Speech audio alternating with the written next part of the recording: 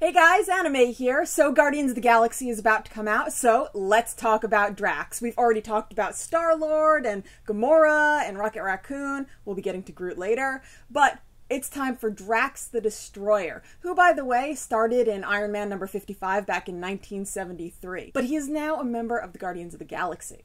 So guys, Drax is pretty much out of his mind crazy pants, but when it really comes down to it, he's sort of also a gollum. So here's how his story starts. Picture this, guys. You're traveling through the Mojave Desert with your family, your wife, your daughter. You're just heading to LA. All of a sudden, bang! You're all dead. Why are you dead? Because that a-hole Thanos is like, I'm hiding up here in the atmosphere and someone in that car might have seen me, so what am I gonna do? Kill them all! Well, that's not the end of your story, though. You, Arthur Douglas, are going to be brought up into your celestial form and turned into, like I said before, somewhat of a golem. You are going to be brought back as something that is intended entirely to kill Thanos. So Kronos decides that Thanos has to go, so he puts Douglas's spirit inside of a nearly invulnerable body. And that's how he becomes Drax the Destroyer. Now this body has some really cool powers. He has super strength because he's filled with all sorts of cosmic energy. He can create concussive blasts. He's nearly invulnerable. He's very durable. And he can fly. Who wouldn't love that? So Drax is going after Thanos because, you know, that's all he has to do in his life. And he's going after him to keep him from getting the Cosmic Cube. Well, before he gets to do that, Captain Mar-Vel, he actually defeats Thanos. Well, that makes Drax super mad because that is Drax's only purpose. So what does he do? He goes after Captain Mar-Vel. You will not take away Drax's one purpose in life! So after that, Drax actually teams up with Moondragon, who is actually his daughter that did not die in that car explosion back in the desert. So the two of them are kind of on this search for knowledge throughout space, and they end up on this planet where there's a civil war going on. Well, you know, they help to stop this, but what happens? Moondragon decides, I'm gonna be dictator of this place. Drax is all like, no, you can't be dictator, and Moondragon's all like, oh yeah? You're dead.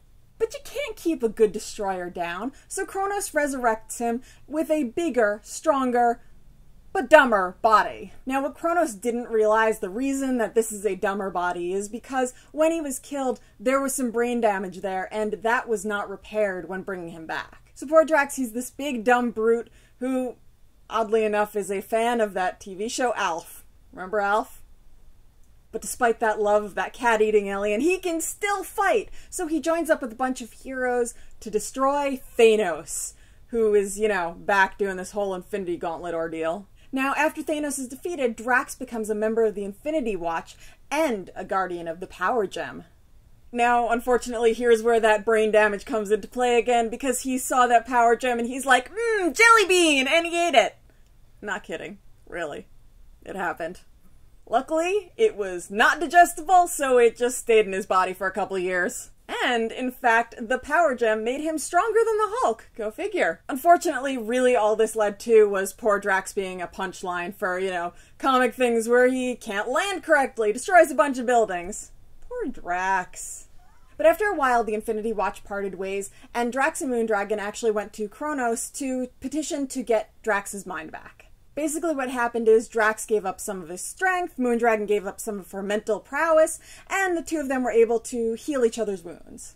Now, a little while later, apparently Drax is accused of murdering the wife of Captain Mar-Vel, but we're not even going to go into that. So Drax went off, he had some adventures in the microverse, he battled the champion for control of a planet, and lost. Good news for the planet, though, She-Hulk went and trained with Gamora and was able to get a Rocky on and won. So in a more recent series, Drax is on board of a prison ship, he's one of the prisoners, the ship crashes, and he ends up battling a lot of the other prisoners, you know, because he's really a good guy. And he's actually trying to protect this little girl, Cammy, who he sort of mistakes for his own daughter. Now, during this series, at some point, he's battling the main villain, and it appears that he's killed, but Drax, as happens with Drax, gets resurrected as a slimmer, smarter Drax. Right out of the husk of his bigger, older body.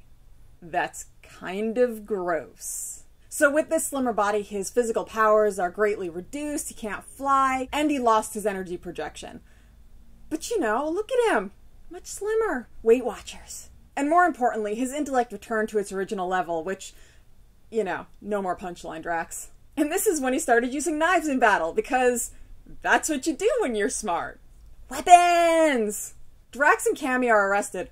Poor Cammy, she's what, like 10 years old, and like now she's gonna be going on some sort of alien prison ship with Drax. They meet up with Nova, and Drax teaches Nova how to better use the Nova Force and to kill, because if you're gonna kill, who do you go to? The Destroyer. He knows how. They join the United Front and oppose Annihilus. And during this fight, guess what? Drax gets to do his favorite thing. He gets to kill Thanos!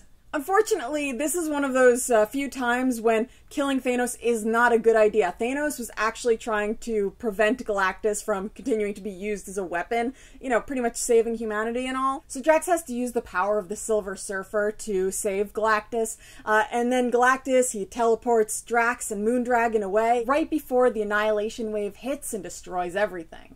So later on, Drax is infected by the Phalanx, and he and Gamora, they go off on a killing spree, going after Nova. Luckily, Nova's able to heal them. No more Phalanx. And now we come to the part we've all been waiting for. Drax becomes a member of the Guardians of the Galaxy, and will be played by Dave Bautista in the movie. Of course, at this point, he lost poor Cammy, and so he does continue to search for her. That poor little girl, she's gonna come back all sorts of messed up. Now, unfortunately for Drax, whose, favorite thing to do in the world is kill Thanos, the Guardians have to team up with Thanos in order to prevent the Cancerverse. Stupid alternate reality.